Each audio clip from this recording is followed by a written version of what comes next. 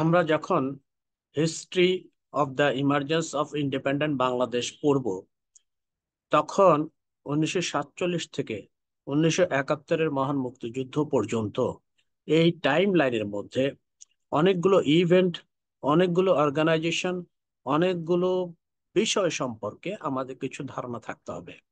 নইলে এই ইতিহাস চর্চার ক্ষেত্রে এই ধারণাগুলো যদি না থাকে, তাহলে যে বাংলাদেশের স্বাধীনতা যুদ্ধে যে ঘটনাগুলো আমাদেরকে জাতীয়তাবাদে উদ্বুদ্ধ করেছে, মুক্তি সংগ্রামে অনুপ্রাণিত করেছে, সেই বিষয়গুলো বুঝতে একটু কষ্টসাধ্য হবে। যেমন, আমরা যদি না বুঝি কনস্টিটিউট কনস্টিটিউয়েন্ট অ্যাসেম্বলি বলতে কি বোঝায় বা গণপরিষদ বলতে কি বোঝায়, পার্লামেন্ট বা অ্যাসেম্বলি জাতীয় সংসদের সঙ্গে তার পার্থক্যটা কোথায়, সংসদ সদস্যদের সঙ্গে তার পার্থক্যটা কোথায়, এগুলো যদি না বুঝি, তাহলে ইতিহাসের এই যে গতিটা, সেটা আমরা সঠিকভাবে বুঝতে পারবো না। সেই জন্য কিছু ধারণা আছে, সেই ধারণাগুলো সম্পর্কে আমার ছাত্ররা প্রশ্ন করেছে, আমি সেগুলো উত্তর দেবার চেষ্টা করছি। যেমন, প্রথম হচ্ছে, আমাদের বাংলাদেশের মানচিত্র যদি তাকাই, আমরা কথায় কথায় বলে থাকি আমরা মাছে ভাতে বাঙালি। মাছ এবং ভাত ছাড়া আমাদের জীবন নির্বাহ চলে না। তাহলে কেন মাছে ভাতে বাঙালি হলাম? ভারতের মানচিত্রের যদি তাকাই, তাহলে দেখব উত্তরে, সমগ্র ভারতবর্ষের উত্তরে হচ্ছে হিমালয়ান পর্বত, হিমালয়ান রেঞ্জ। সেটি একটি চীনের প্রাচীরের মতো একটি প্রাচীর হিসেবে কাজ করেছে, মঙ্গল এবং চীনা আক্রমণ থেকে ভারতকে রক্ষা করেছিল। ভারতের সাংস্কৃতিক লেনদেনের ক্ষেত্রে তাই মঙ্গল এবং চীনাদের প্রভাব যতটুকু আছে, হিমালয়ের কারণে তা অনেক কমেছে। আমরা এরপরে দেখি গ্যাঞ্জেটিক প্লেন, গাঙ্গেয় উপত্যকা। এবং এই উপত্যকাটি হচ্ছে যেখান থেকে গাঙ্গোত্রী থেকে গঙ্গার উৎপত্তি কিংবা অন্যান্য নদ নদীর উৎপত্তি হয়েছে, সেগুলো এই গাঙ্গেয় উপত্যকা। একদিকে হিমালয়ান রেঞ্জ, হিমালয় পর্বতমালা, এবং দক্ষিণ দিকে হচ্ছে ঠিক গাঙ্গেয় উপত্যকার দক্ষিণ দিকে বিন্ধ্য পর্বত থেকে শুরু করে দাক্ষিণাত্যে একেবারে কন্যাকুমারী পর্যন্ত আমরা একটা মালভূমি দেখি, যেটাকে প্ল্যাটু বলা হয়। সেটি হচ্ছে দি ডেক্কান প্ল্যাটু। অর্থাৎ উত্তরে হচ্ছে তিব্বতের মালভূমি, দক্ষিণে হচ্ছে ডেকান প্ল্যাটু, এবং মাঝখানে গাঙ্গেয় উপত্যকা নিম্নভূমি। সেখান দিয়েই নদ নদীগুলো প্রবাহিত হয়ে বাংলাদেশ হচ্ছে বেসিন রিজিয়ন, একটু নিচু এলাকা। ফলে সমস্ত নদ নদীগুলোর উৎসমুখ যদিও ভালো বা অন্যান্য দেশে হয়ে থাকে, যেমন ব্রহ্মপুত্র হচ্ছে তিব্বতে, ঠিক সেগুলো কিন্তু নিচু অঞ্চল দিয়ে প্রবাহিত হয়ে বঙ্গোপসাগরে পতিত হয়েছে। এই যে বঙ্গোপসাগরে পতিত হলো, এই এর কারণ হচ্ছে বাংলাদেশ ভূমিকে বেছে নেওয়ার কারণ হচ্ছে এটা একটি নিম্নভূমি, এবং এখানে হাওর বাওর আছে, এখানে বিল আছে, এখানে নদ নদী আছে, এবং গ্রামাঞ্চলে প্রতি বাড়ির কাছেই একটি পুকুর আছে। ফলে মাছ চাষ হয় এখানে বেশি, এবং মাছ সেজন্য আমিষ জাতীয় যে প্রোটিন যোগানে একটা বড় উৎস বাঙালির ক্ষেত্রে, এই বাংলাদেশের জনগণের ক্ষেত্রে। এবং আমরা জানি বাংলাদেশ পলিমাটির দেশ, সহজে এখানে ধান চাষ করা যায়। ফলে আমাদের রাইস বা আমাদের ভাত, যেটা বলি, আমাদের প্রধান স্টেপল ফুড হয়ে গেছে। এই জন্য আমরা মাছে ভাতে বাঙালি। তাহলে আমাদের এই ভৌগোলিক অবস্থা, এই গ্যাঞ্জেটিক প্লেন, এটা এবং বেসিন রিজিয়ন বাংলাদেশকে বলা হয় যে নিম্নাঞ্চল। সেই জন্য বাংলাদেশ একটি নদীমাতৃক দেশ বলেই এখানে মাছে ভাতে বাঙালি হতে পেরেছে। আমাদের সাংস্কৃতিক বৈশিষ্ট্য, আমাদের রেসিপির একটা বড় অংশ দখল করে রেখেছে কিন্তু এই রন্ধন আহ, ব্যবস্থা। আমরা যদি দেখি গ্যাঞ্জেটিক ডেল্টাইক রিজিয়ন, পৃথিবীর একটা বড় বদ্বীপ অঞ্চল হচ্ছে ভারতের পশ্চিম বাংলা থেকে শুরু করে খুলনা বিভাগ, বাংলাদেশের খুলনা বিভাগ, চাঁদপুর, এবং এমনকি ফেনী পর্যন্ত, সন্দ্বীপ পর্যন্ত বিস্তৃত। এই গ্যাঞ্জেটিক ডেল্টা এবং গাঙ্গেয় যে বদ্বীপ, সেই বদ্বীপ এই জন্য বাংলা এর মতো অঞ্চল আহ, দেখতে দেখায় বলে একে বদ্বীপ বলা হচ্ছে। ইংরেজিতে ডেল্টা বলা হচ্ছে, গ্রিক ডেল্টা হচ্ছে বয়ের মতোই দেখতে, ট্রায়াঙ্গেলের মতো দেখতে। সেই জন্য ডেল্টা হিসেবে অনেক সময় চিহ্নিত করা হয় ইংরেজি ভাষায়। তো এই যে বিশাল একটি বদ্বীপ অঞ্চল, এই বদ্বীপ অঞ্চলটি হচ্ছে খুলনার যে সুন্দরবন এলাকা আছে, ভারতের পশ্চিম বাংলার সুন্দরবন এলাকা আছে, এবং এটা সে রাজশাহীর পদ্মা থেকে শুরু করে সে সেই পশ্চিম বাংলার ভাগীরথী সহ এই এলাকাটি হচ্ছে আমরা বলি বদ্বীপ অঞ্চল। এটা পৃথিবীর একটি বড় বদ্বীপ অঞ্চল। এই ধরনের বদ্বীপ অঞ্চল আমরা আমাজনে দেখে থাকি, আমরা দেখে থাকি নীল নদের যে ভূমধ্য সাগরের সঙ্গে পতিত হয়েছে সেই যে অঞ্চলটাই দেখে থাকি। কিন্তু সবচেয়ে বড় দ্বীপ, বড় বদ্বীপ হচ্ছে এই বাংলাদেশের এই এই এই অঞ্চল, বাংলাদেশ এবং ভারতের এই অঞ্চল। এই অঞ্চলের বদ্বীপ আমাদের সামাজিক, সাংস্কৃতিক, এমনকি রাজনৈতিক, ধর্মীয় বিভিন্ন ক্ষেত্রে যথেষ্ট প্রভাব রেখেছে। এখানে স্বল্পতার জন্য সে আলোচনা করা গেল না। এছাড়া কিছুক্ষণ আগে বলেছিলাম গণপরিষদ, কনস্টিটিউয়েন্ট অ্যাসেম্বলি।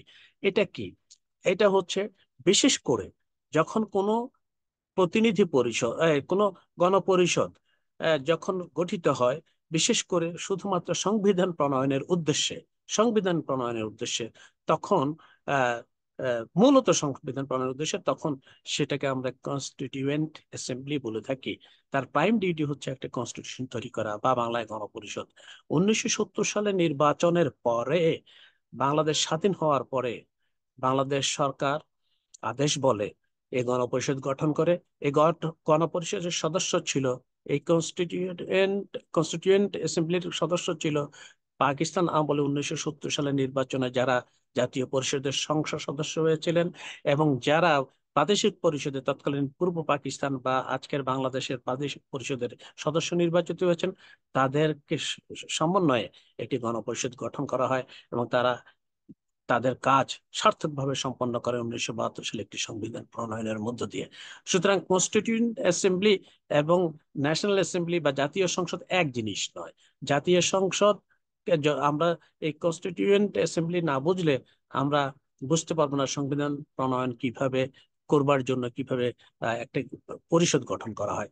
ভারতের ক্ষেত্রেও তাই হয়েছিল, এবং 1947 পরে তৎকালীন পাকিস্তানের ক্ষেত্রে তাই হয়েছিল। তবে 1954 সালের পরে সে গণপরিষদ, প্রথম গণপরিষদ ভেঙে দেওয়া হয়, কারণ পাকিস্তানে একটি গণতান্ত্রিক পরিবেশ ছিল না।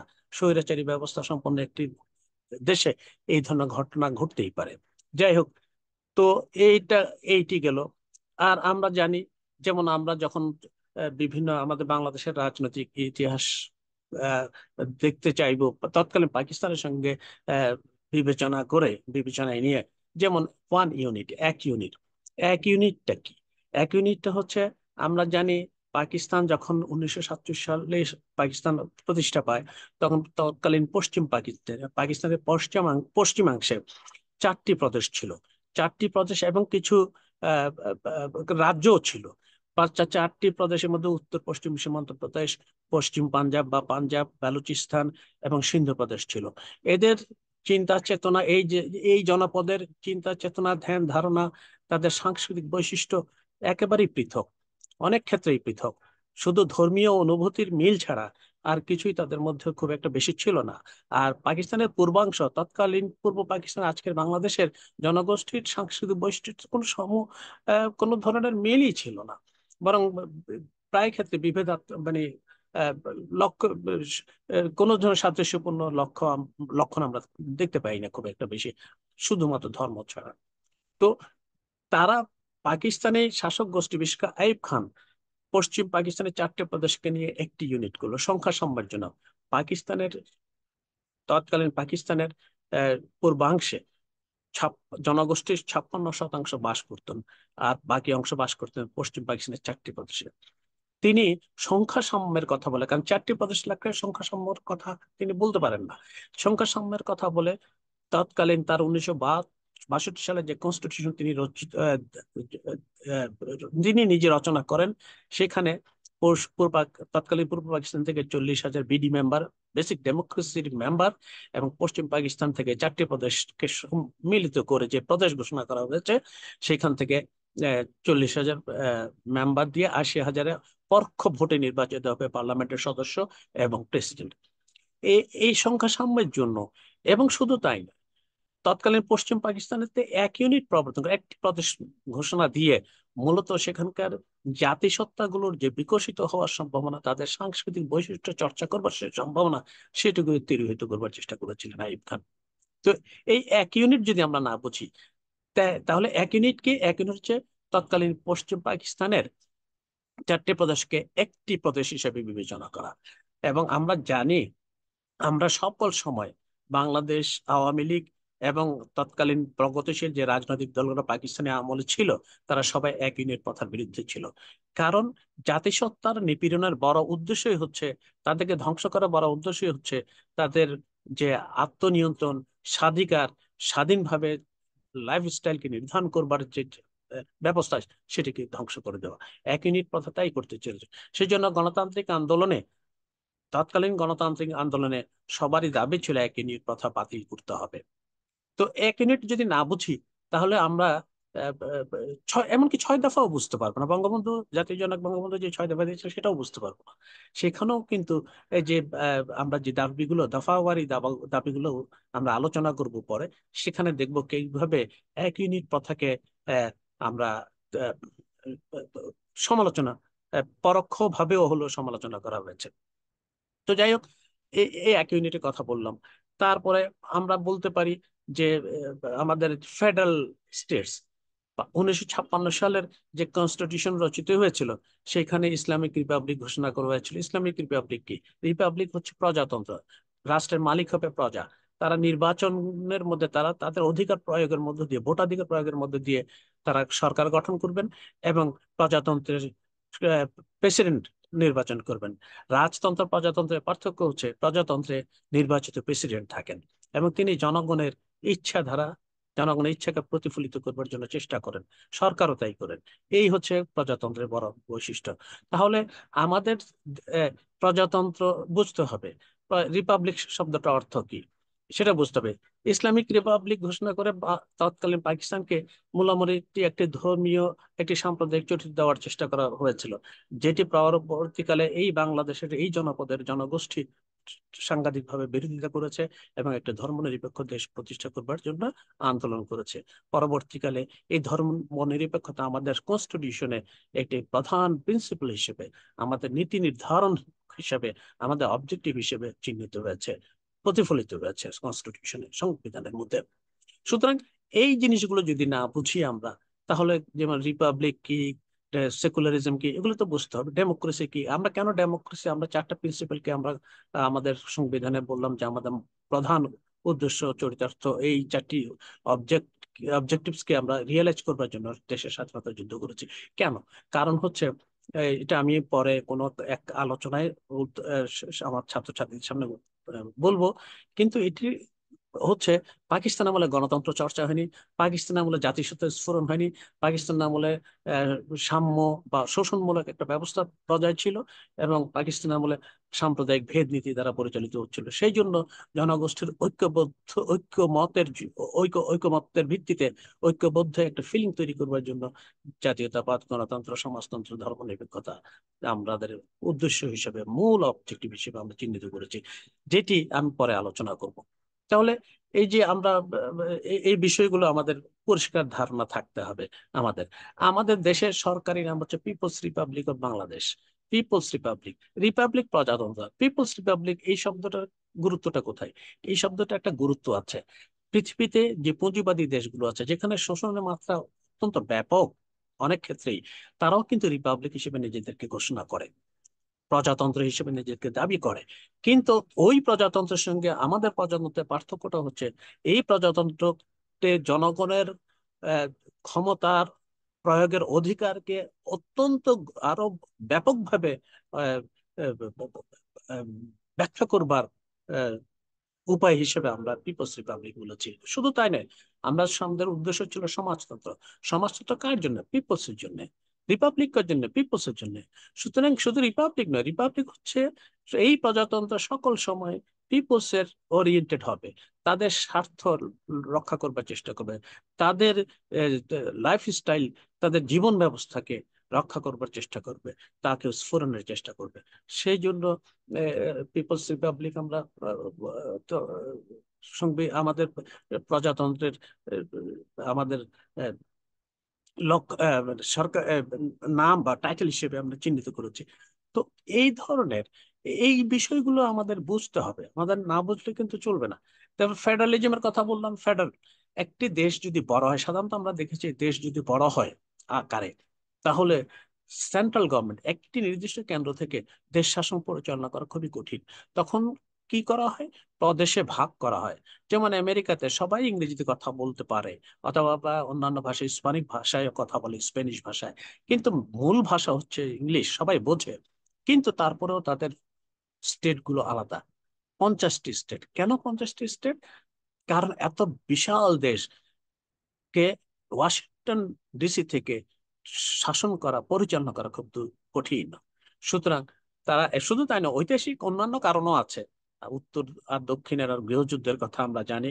বিভিন্ন কারণে আমেরিকা ঠিক করলো প্রথমে ফেডারেল, এবং পরে ফেডারেল সরকারগুলো বৃদ্ধি পেতে পেতে 50টি আকার পেয়েছে। এবং এই ধরনের ফেডারেল মানে হচ্ছে যখন দেশ বড় হয় তখন স্থানীয় সরকার গঠন করা যায়, করতে দেখা যায়, প্রদেশ গঠন করতে দেখা যায়। এই প্রদেশগুলোর কেন্দ্রীয় সরকারের সংবিধানে হয়তো বলা থাকে কেন্দ্রীয় সরকার কি কি ক্ষমতা প্রয়োগ করতে পারবে, প্রাদেশিক সরকার বা স্টেটস গুলো কি কি ক্ষমতা প্রয়োগ করতে পারবে, সেই বিষয়গুলো উল্লেখ থাকে। কখনো কেন্দ্রীয় সংবিধানে থাকে যে কেন্দ্র সরকার কি করবে, প্রাদেশিক সরকার কি ক্ষমতা ভোগ করতে পারবে। অথবা কেন্দ্রীয় সরকারের ক্ষমতা বলে প্রাদেশিক সরকারের প্রাদেশিক যে সংবিধান থাকে সরকারের, সেই সংবিধানে বর্ণিত থাকে যে প্রাদেশিক সরকারগুলো কি করতে পারবে। তো অনেকগুলো প্রদেশ মিলে যখন একটি ফেডারেল, অর্থাৎ ফেডারেশনের মতো অনেকগুলো সংগঠন যখন একটি সংগঠনে আসে, একীভূত হয় একই আমব্রেলার নিচে, সেটা যেমন ফেডারেশন, এটিও ঠিক অবনটি যে একটি কেন্দ্রীয় সরকারের আমব্রেলার নিচে আসে তাদের নিজস্ব উদ্দেশ্যগুলোকে অ্যাচিভ করবার জন্য। এই এই হচ্ছে ফেডারেল। ফেডারেল গভর্নমেন্ট কেন হবে? এটা বললাম, আকারে যখন বড় হয়, বিভিন্ন জাতিসত্তা যখন থাকে, সেই জাতিসত্তা নিজেদেরকে নিজেরা শাসন করতে চায়, স্বাধিকার চায়, আত্মনিয়ন্ত্রণ চায়, ফলে তাদের স্টেট বা প্রদেশ দরকার। তখন তারা কি করে? তারা অনেকগুলো প্রদেশ মিলে একটি কেন্দ্রীয় সরকার গঠন করে। যেমন ভারত। ভারত ন্যাচারাল একটা ফেডারেল স্টেট বলা হয়, তবে রাষ্ট্রবিজ্ঞানীরা বলেন তাদের সংবিধানে দেখতে ফেডারেল মনে হলো মূলত ইউনিটারি। ইউনিটারি মানে এক কেন্দ্রিক। যেই সব সরকার একটি কেন্দ্র থেকে পুরো দেশ পরিচালনা করে, এক কেন্দ্রিক। আর ফেডারেল হচ্ছে যখন একটি দেশে একটি সরকার কেন্দ্রে থাকে এবং প্রাদেশিক সরকার থাকে, তারা কেন্দ্রীয় সরকার তার ক্ষমতা সংবিধানের আলোকে ক্ষমতা প্রয়োগ করেন, এবং প্রাদেশিক সরকার সংবিধানের আলোকে ক্ষমতা প্রয়োগ করেন। তখন সেই ধরনের সরকারগুলোকে বলা হয় ফেডারেল গভর্নমেন্ট, ফেডারেশন বলা হয় অনেক সময়। সোভিয়েত ইউনিয়ন যেটি বিলুপ্ত হয়ে গেছে সেটি একটি ফেডারেশন ছিল। আমরা যুক্তরাষ্ট্র একটি ফেডারেশন। এই ধরনের ফেডারেল গভর্নমেন্ট পৃথিবীতে বহু আছে, ভারতকেও একটি ফেডারেল গভর্নমেন্ট হিসেবে আমরা চিন্তা করে থাকি। এই ধরনের ফেডারেল গভর্নমেন্ট পৃথিবীর বহু দেশে আছে। তবে আবার আরেকটি বিষয় হচ্ছে কনফেডারেশনের কথা। কনফেডারেশন হচ্ছে লুজ ফেডারেশন, অর্থাৎ যখন প্রদেশগুলোকে বা স্টেটস গুলোকে অনেক বেশি স্বাধীনতা বা আত্মনিয়ন্ত্রণের অধিকার দেওয়া হয়, এমনকি এই আত্মনিয়ন্ত্রণের অধিকার দেওয়া হয়, তোমরা যদি এই ফেডারেশন ত্যাগ করতে চাও, সেই অধিকার তোমাদের আছে। এবং তাদের নিজস্ব জাতীয় সঙ্গীতও থাকতে পারে প্রদেশগুলো, স্টেটস গুলো, এবং তাদের জাতীয় পতাকাও থাকতে পারে, ইত্যাদি। তো এই কনফেডারেশনের কনসেপ্টটা আমাদের বেশি বোঝা দরকার। কারণ 6 দফার ভিতরে যে দাবি উত্থাপিত হয়েছে সেটি মূলত যে যদি পাকিস্তান নামের রাষ্ট্রটা ঠিকই থাকে, তাহলে সেটা কনফেডারেশনের মাধ্যমে টিকে থাকতে পারে। যদিও কনফেডারেশন শব্দটা সবসময় উল্লেখ বা উচ্চারণ হয়তো রাজনৈতিক কারণে অনেক সময় করা হয়নি।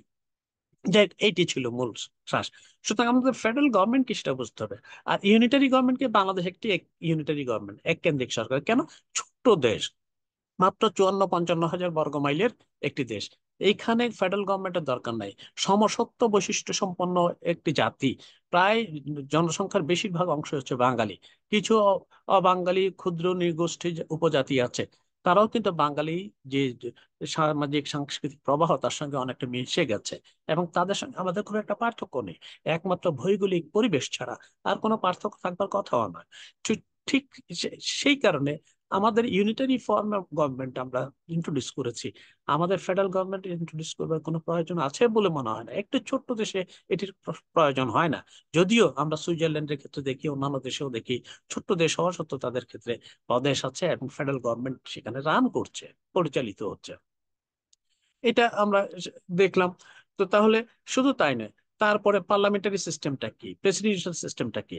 পার্লামেন্টারি সিস্টেম হচ্ছে যেখানে পার্লামেন্ট যেখানে আমরা সাধারণত সেপারেশন অফ পাওয়ার, অর্থাৎ পার্লামেন্টে নির্বাচিত প্রতিনিধিরা এক্সিকিউটিভ মন্ত্রিসভা গঠন করেন এবং রাষ্ট্রপতি নির্বাচন করেন অনেক ক্ষেত্রে, অথবা সরাসরি কোথাও কোথাও সরাসরি রাষ্ট্রপতি নির্বাচিত হতে পারেন। কিন্তু পার্লামেন্টারি সিস্টেমে সাধারণত পার্লামেন্টের মেম্বাররা রাষ্ট্রপতি নির্বাচন করেন। সে রাষ্ট্রপতি সুপ্রিম কোর্টের জাস্টিসদেরকে অ্যাপয়েন্টমেন্ট দেন।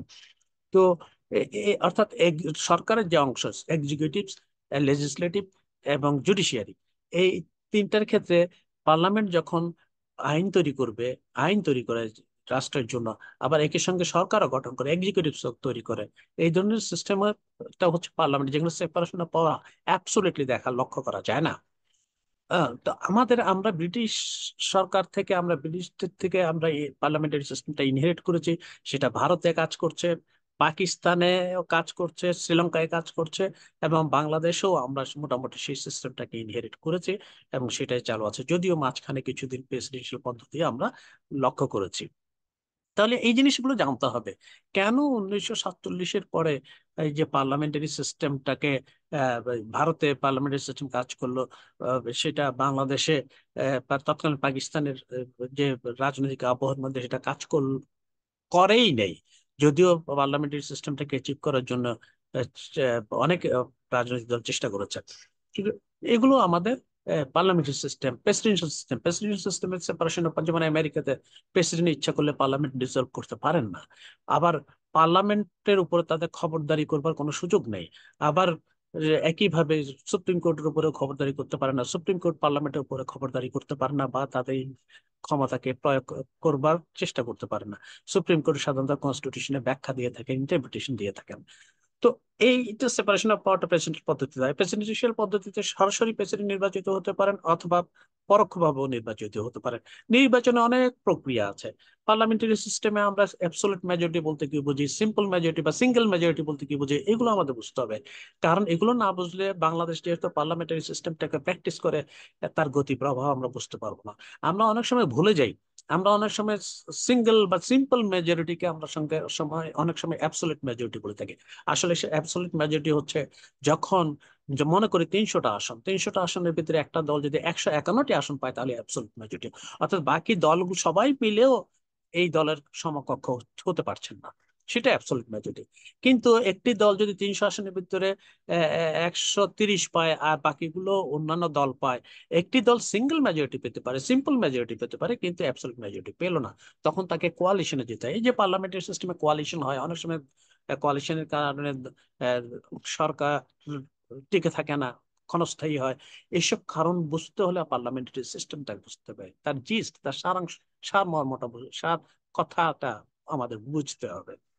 তো এই বিষয়গুলো আমাদের জানতে হবে। আমাদের এই যে আমরা যদি যখন পড়ছি the emergence of the history of the emergence of the independent Bangladesh, স্বাধীন বাংলাদেশের উদ্ভবের পেছনে যে ইতিহাস, সেই ইতিহাস জানতে হলে এই আনুষঙ্গিক বিষয়গুলো আমাদের জানতে হবে। আমরা যদি এগুলো না জানি তাহলে বুঝতে পারবো না। তারপরে আমাদের জাতীয় সঙ্গীত কি, জাতীয় এমব্লেমের দরকার কি, এগুলো কিন্তু সুপ্রস্তুত। এমব্লেমটা কি, জাতীয় সঙ্গীত কেন প্রয়োজন, জাতীয় পতাকার প্রয়োজন কি, এগুলো কিন্তু ঐতিহাসিকভাবে নির্ধারিত। হাজার বছর ধরে জাতীয় পতাকা পতাকা বিভিন্ন পতাকা চলছে। আরেকটি বিষয় বলা দরকার, সেটি হচ্ছে জাতীয়তাবোধ। ভারতবর্ষে ইংরেজরা আসবার আগে কিন্তু জাতীয়তাবোধ ছিল না। আমরা দেখেছি মোগলরা শাসন করেছে, তারা ভারতীয় জাতীয়তাবাদের উন্মেষ ঘটায়নি। তারা কখনো সমাজতন্ত্রের কথা বলেনি, গণতন্ত্রের কথা বলেনি, কারণ রাজতান্ত্রিক ব্যবস্থা তখন প্রবর্তিত ছিল। এটা এসছে জাতি রাষ্ট্র তৈরির পরে। আমরা যখন পুঁজিবাদ উত্থান ঘটলো, শিল্প বিপ্লব হলো, তখন দেখলাম জাতিগুলোর আস্তে আস্তে মাথা চারা দিয়ে উঠছে, জাতীয়তাবাদ গড়ে উঠছে। এবং সেই জাতীয়তাবাদ উগ্র জাতীয়তাবাদে রূপান্তরিত হয়ে জার্মানরা দুইবার দুইবার বিশ্ব যুদ্ধ ঘটালো উগ্র জাতীয়তাবাদের কারণে।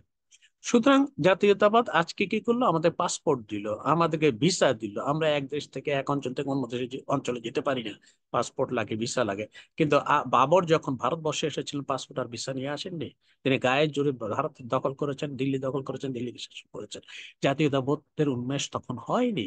সুতরাং জাতীয়তাবোধ, এই যে আমরা বললাম আমাদের ইতিহাস জানতে হবে, আমাদের সাংস্কৃতিক বৈশিষ্ট্য জানতে হলে কিছু কিছু কিছু কিছু ধারণা আছে, সেই ধারণাগুলো আমাদের আহ, পরিষ্কার ভাবে আমাদের মনোযোগ মাথার ভিতরে ধারণাগুলো রাখতে হবে, নইলে আমরা ইতিহাসের গতি প্রবাহ সঠিকভাবে বুঝতে পারবো না।